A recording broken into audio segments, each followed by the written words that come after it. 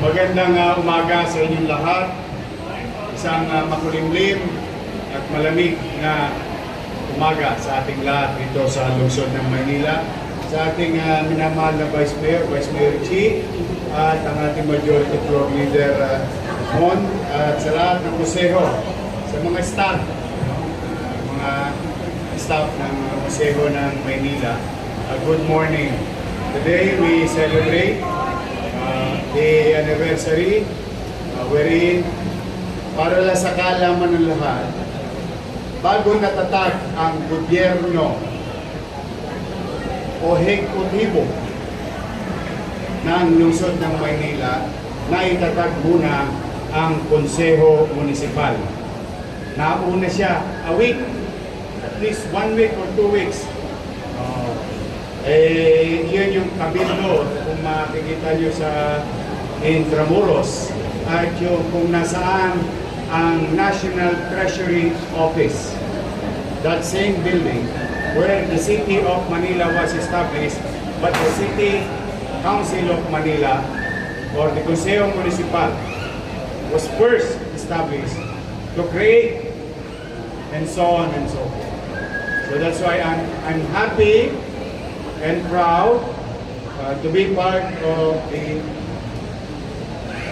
prestigious Manila City Council. The Vice Mayor is correct. History will judge us on whatever legislation that we have passed or productions, fruitful legislation for our people. Huhusgahan tayo, pero masyado matagal yung PG, 150 years. 50 years lang, todas na tayo lahat dito. Unless you're 5 years old. But the next generation will remember us on what we have done as public servants.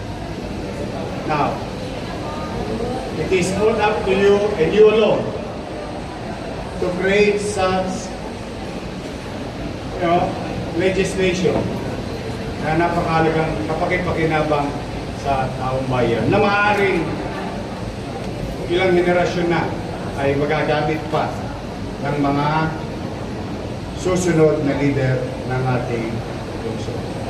But for the meantime, while we are here, in the present situation, we must continue to excel in our field of conducting. And I do believe that your Vice Mayor is able to preside over the session. At dahil dyan, kapag nag-uugnayan ang legislatura at executive, ay mas magiging produktibo ang lahat. Given na yan across, and it's a matter of, it's a universal rule across the globe kapag laging may tamang ugnayan. At in fact, I've been in this building for almost now, magtatatlong dekada na. I started in the City Council at the age of 22. And those legislation that we have passed, still, hanggang ngayon, pinakikinabangan ng tao.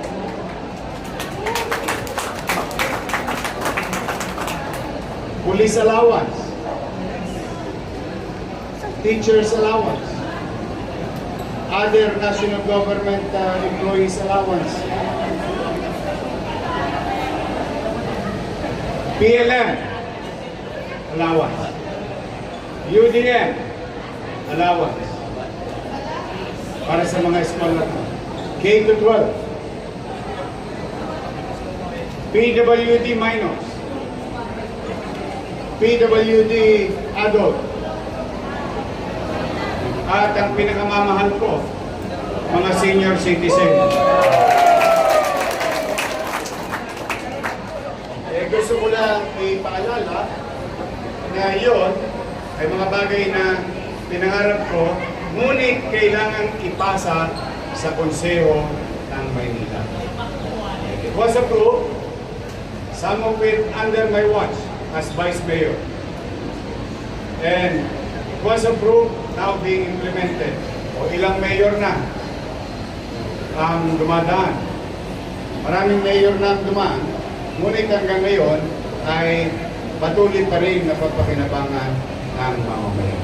These are the type of legislation that will outlast or outlive us. No? Kaya sa ating mga batang kusihal, ako pag-isipan yung maigi, always bear in mind, as a former members of the City Council and as a former presiding officer, every opinion has great value.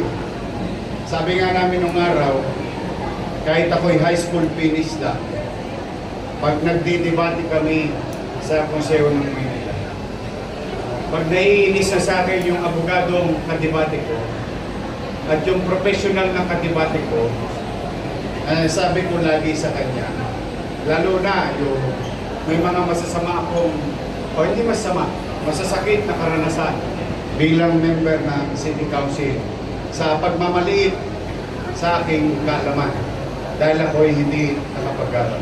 Ngunit pinilit kong maging mabuti, itog din ang tungkulin ko sa mamamayan sa Tondo bilang isang mambabatas o lokal na mambabatas. But pag napipit ko na sila, your opinion is as good as mine. Maaaring may sarili kang paniwala, maaaring tama, pero hindi ako para maghusga kung ito'y mali.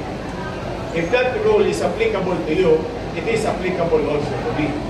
Because at the end of the day, it's a collegial body. You must convince others on the floor, your fellow members, convince them through proper explanation and with much respect among each other. You may be on the other side of the river. Sabi nga, may nasa Wakali, may nasa Nangka. But it doesn't mean you must go against each other even though the proposal is beneficial sa tao. Ako noon, nag-opposition ako. Marami akong binutuhan na administrative measures introduced by the administration while I'm in the opposition. Why? Why am I doing that and why am I telling you this? Because at the end of the day, wala kayong obligasyon sa partido. Ang obligasyon nyo sa taong bayan.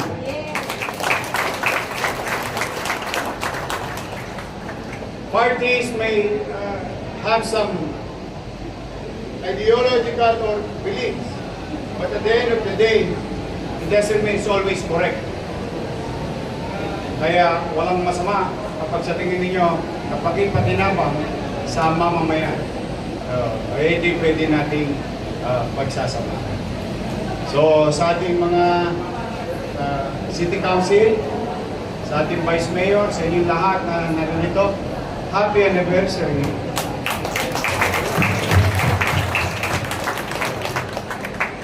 And someday, somehow, everyone here, all of us here, will have a better place of work. Hopefully. Trust me. Love you. May asin pa yun, nagtago pa.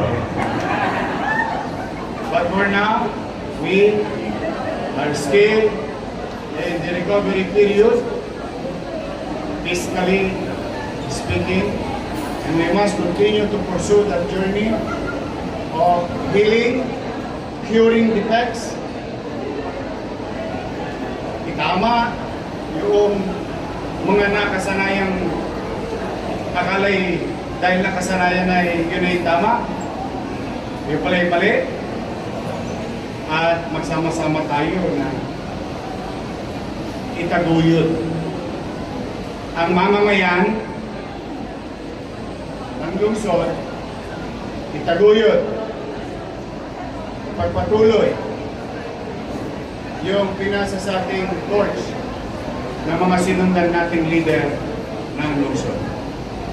Maynila, Maynila, dalhin mo ang bandila. That is the message given to us as elected officials. Ipinasa sa atin, ipapasa din natin. Kaya mas maganda sa panahon natin today is to make a difference from yesterday. They did good. Maybe some of it are bad. But we must continue to move forward to make ourselves better. To learn from the mistakes and success. Tandaan ninyo ha, hindi lang sa pagkakamali natututo sa buhay. Sa katagumpayan, ito yung bagay na dapat din nating matutunan.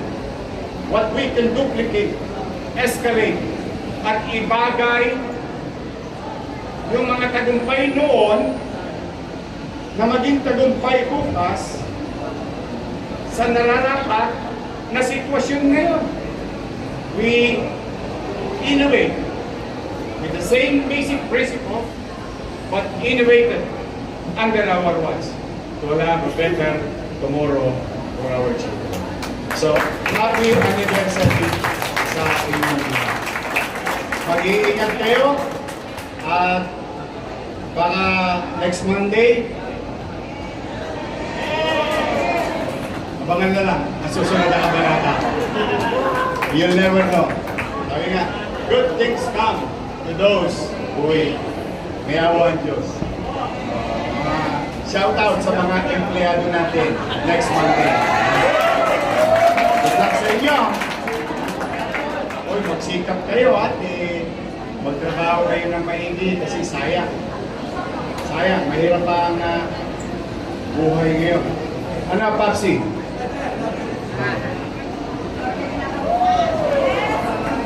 Yun. Iingat kayo at pagpalain nawa kayo ng buong may kapal. Maraming salamat. Manila! Maraming salamat po, Your Mayor Isko Moreno Dumagoso.